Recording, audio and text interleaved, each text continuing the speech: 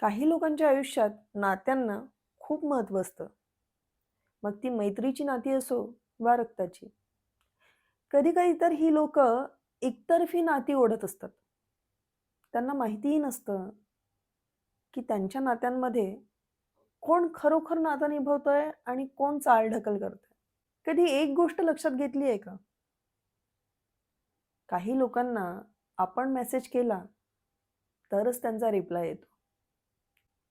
आपण जर कुठल्या कारणाने 2-4 दिवस मेसेज करणं बंद केलं किंवा करू शकलो नाही, तर साधी "सगळं ठीक आहे ना?" असं म्हणून तसदीही घेतल्या जात नाही. कधीतरी अडचणीच्या काळात, घाई-गडबडीत कुणाच्या मेसेजचा रिप्लाय देणं राहून जातं. मग लगेच आपल्याविषयी काहीतरी चुकीचे ग्रह करून लोकं बसतात. गैरसमजात असतात आणि चक्क बोलणं सुद्धा बंद करतात.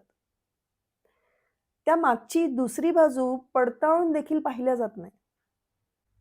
जी लोकं साधी-साधी कारणं पकडून तुमच्याशी बोलणं बंद करतात, ते तुम्हाला आयुष्यात कधी साथ देऊ शकत नाही.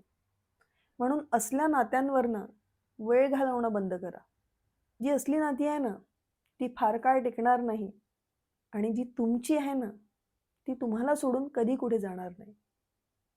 विश्वास असू द्या.